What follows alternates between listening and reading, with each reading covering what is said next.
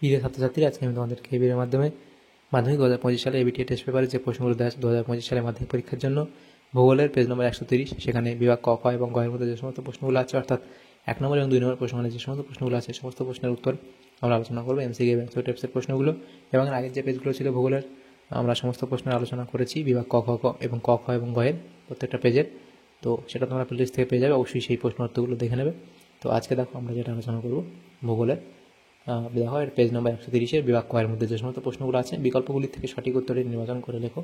14টা প্রশ্ন দেওয়া আছে, এমসিকিউ টাইপ প্রশ্ন 14 নম্বর। তো প্রথম দাগে একের দাগে কী বলা আছে যে বহির্জাত প্রক্রিয়ায় শক্তির মূল উৎস হলো, বহির্জাত প্রক্রিয়ায় শক্তির মূল উৎস হলো, তো এখানে কি হবে, সূর্য, নদী, বায়ু নাকি হিমবাহ?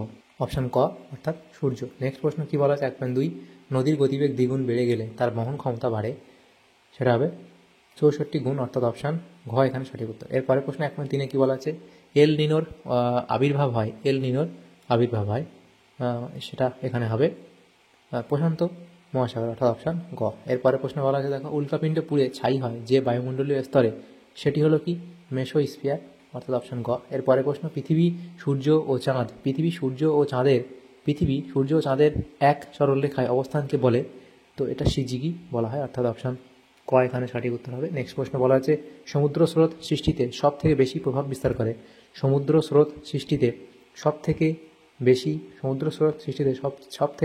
বেশি প্রভাব বিস্তার করে, সেটা হবে নিয়ত বায়ু, অর্থাৎ অপশান খ। তারপরে প্রশ্ন, একটি জৈব ভঙ্গুর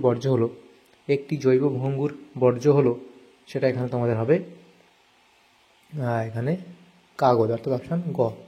এরপরে প্রশ্ন বলা আছে দেখো, ভারত এবং পাকিস্তানের সীমানা নির্দেশকারী রেখাটি হলো ম্যাকমোহন লাইন, র্যাডক্লিফ লাইন, তো সঠিক উত্তর অপশান খ অর্থাৎ র্যাডক্লিফ লাইন। তো তারপরে প্রশ্ন, ভারতে সর্বাধিক প্রচলিত জলসেচ পদ্ধতি হলো কূপ, নলকূপ, অপশান ক। এরপরে প্রশ্ন আছে দেখো, ভারতে কোন প্রকার অরণ্যের পরিমাণ সর্বাধিক, সেটা হবে শুষ্ক পর্ণমোচী, অপশান খ হবে সঠিক উত্তর। এরপরে 1.11 কি বলা আছে দেখো, সেখানে বলা আছে ভারতে অবস্থিত হিমালয়ের সর্বোচ্চ শৃঙ্গ হলো কি কাঞ্চনজঙ্ঘা, অর্থাৎ অপশান খ। এরপরে প্রশ্ন বলা আছে 1.12 বলা আছে, সোনালী তন্তু বলা হয় যে ফসলকে, সেটি হলো কি অপশান খ অর্থাৎ পাট। এরপরে প্রশ্ন দেখো যেটা দেওয়া হয়েছে 1.13, ভারতের বৃহত্তম পেট্রো রসায়ন শিল্পকেন্দ্রটি হলো জামনগর, অর্থাৎ অপশান খ। এরপরে প্রশ্ন আছে, মিলিয়ন শিটে অক্ষরেখা ও দ্রাঘিমা রেখার বিস্তৃতি কত হবে, 4x4। তো এরপরে দেখো বলা আছে বিভাগ খ 2 নিম্নলিখিত, এখানে অপশান ক সঠিক উত্তর হবে। এরপরে প্রশ্ন দেখো বলা আছে 4 ডিগ্রি × 4 ডিগ্রি। পরে প্রশ্ন বিভাগ খ 2 দেখো, নিম্নলিখিত বাক্যগুলি শুদ্ধ হলে পাশে শু এবং অশুদ্ধ হলে পাশে অলেখো। তো দেখো এখানে প্রথম যে প্রশ্নটা দেওয়া হয়েছে, সেখানে দেখো 2-এর 1 যে কোনো 6টি প্রশ্ন উত্তর করো, প্রত্যেকটা প্রশ্ন মান 1 নম্বর করে দেওয়া আছে। তো প্রথম প্রশ্ন বলা আছে, বিভিন্ন প্রকার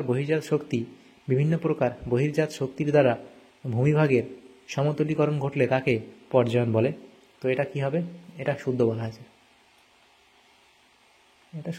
এরপরে প্রশ্ন দেওয়া আছে দেখো, নীলনদের মোহনায় পাখির পা আকৃতির বদ্বীপ দেখা যায়, এটা অশুদ্ধ, এটা ভুল। এরপরে প্রশ্ন, হিমালয়ের নীলকণ্ঠ শৃঙ্গটি একটি পিরামিড চূড়ার উদাহরণ, এটা এখানে ঠিক বলা হয়েছে, অর্থাৎ শুদ্ধ। তারপরে প্রশ্ন, লা নিনো হলো এল নিনোর বিপরীত অবস্থা, তো এটা কি হবে, লা নিনো হলো এল নিনোর বিপরীত অবস্থা, এটাও এখানে ঠিক বলা হয়েছে, শুদ্ধ। এরপরে প্রশ্ন দেখা আছে, বলা হয়েছে গৌণ জোয়ার সৃষ্টির শক্তি হলো বিকর্ষণ বল, এটা হবে অশুদ্ধ। এরপরে প্রশ্ন, শিবালিক ও হিমালয়ের মাঝে সংকীর্ণ উপত্যকাকে বলে তাল, তো এটা হবে কি অশুদ্ধ। এরপরে প্রশ্ন দেখো 2.1 বলা হয়েছে, উত্তর পশ্চিম ভারতে শীতকালে বৃষ্টির কারণ হলো পশ্চিমী ঝঞ্ঝা, তো এটা কি হবে, শুদ্ধ। তাহলে ঠিক বলে এভাবে নির্ণয় করে নিলাম আমরা। এরপরে যে প্রশ্নগুলো আছে দেখো, শূন্যস্থান পূরণ করতে দেওয়া আছে। 2.1 ড্যাশ স্তরকে বলা হয় প্রাকৃতিক সৌরপর্দা, তাহলে কি হয়, ওজোন স্তরকে বলা হয়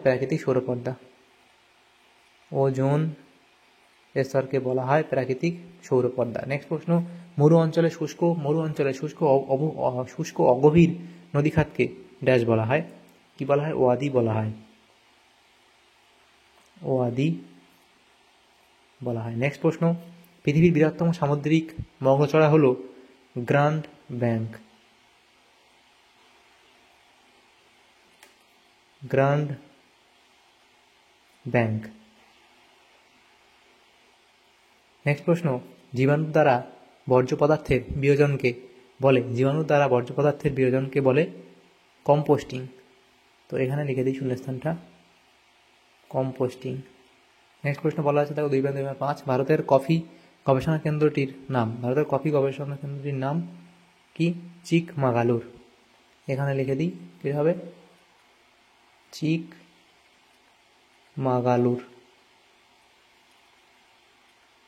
চিকমাগালুর। ভারতের কফি গবেষণা কেন্দ্রটি হলো চিকমাগালুর। নেক্সট প্রশ্ন, বৃষ্টির জল সংরক্ষণে অগ্রণী রাজ্যটি হলো, সেটা হবে কি? তামিলনাড়ু, তামিলনাড়ু। বৃষ্টির জল সংরক্ষণে অগ্রণী রাজ্যটি হলো তামিলনাড়ু। আচ্ছা, নেক্সট যে প্রশ্ন সেখানে কি বলা আছে দেখো, সেটা বলা আছে ভারতের সর্বাধিক অরণ্যাবৃত রাজ্য, সেটা হলো মধ্যপ্রদেশ। নেক্সট যে প্রশ্নগুলো দেওয়া আছে দেখো, 2 বা 1টি শব্দ উত্তর দাও, যে কোনো 6টি। প্রথম প্রশ্ন, কোন তিথিতে জোয়ারের প্রাবল্য সব থেকে বেশি হয়? কোন তিথিতে জোয়ারের প্রাবল্য সব থেকে বেশি হয়? এটা হবে কি? অমাবস্যা, অমাবস্যা তিথিতে জোয়ারের প্রাবল্য বেশি হয়। নেক্সট প্রশ্ন, পৃথিবীর অ্যালবেডোর পরিমাণ কত শতাংশ? পৃথিবীর অ্যালবেডোর পরিমাণ কত শতাংশ? সেটা হবে 34% বা 34%। একটি ল্যান্ডফিল গ্যাসের নাম বলো। একটি ল্যান্ডফিল গ্যাসের নাম হলো মিথেন গ্যাস। ভারতের বৃহত্তম বেসরকারি লৌহ ইস্পাত কেন্দ্র কোনটি? তো সেটা হবে কি? জামশেদপুরের টিসকো, জামশেদপুরের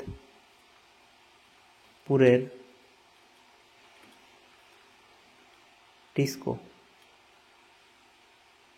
নেক্সট প্রশ্ন, কোন শিল্পকে শিল্পের শিল্প বলে? কোন শিল্পকে শিল্পের শিল্প বলে? সেটা হলো অটোমোবাইল শিল্পকে, অটোমোবাইল। নেক্সট যে প্রশ্নটা আছে দেখো, ভারতের আদমশুমারি অনুযায়ী শহরের ন্যূনতম জনসংখ্যা কত হতে হয়? সেটা হবে কত? 5,000। দেখো 2.3.7 প্রশ্ন বলা আছে ভারতের উন্নয়নের জীবনরেখা বলা হয় কোন পরিবহন পথকে? সেটা হবে রেলপথকে, রেলপথকে। নেক্সট প্রশ্ন, ভারতের মহাকাশ গবেষণা সংস্থার নাম কি? ভারতের মহাকাশ গবেষণার সংস্থার নাম হলো ইসরো। আচ্ছা, এগুলো তাহলে হলো। এরপরে যে প্রশ্নগুলো আছে দেখো, সেগুলো কি বলা হয়েছে। তো এটা হলো ইসরো। এরপরের প্রশ্নগুলো হচ্ছে 2.4 প্রশ্নে বলা আছে বাম দিকের সঙ্গে ডান দিক মেলাও। এদিকে বাম দিক ডান দিক দেওয়া হয়েছে 4টে, এখানে মেলাতে বলা হয়েছে। এটা মানা পাস। তো এইটা কি হবে? মানা পাসটা তোমাদের এখানে মিলবে। ভারতের সর্বোচ্চ গিরিপথ এবং থাঞ্জাভুর, সেটা হলো কি? দক্ষিণ ভারতের ধান ভান্ডার। সোনালী চতুর্ভুজ, সেটা হবে কি? সড়ক পথ। এবং SPOT স্পট, সেটা হলো ফ্রান্স। তো এটা একবার তোমাদের এ করে দিই।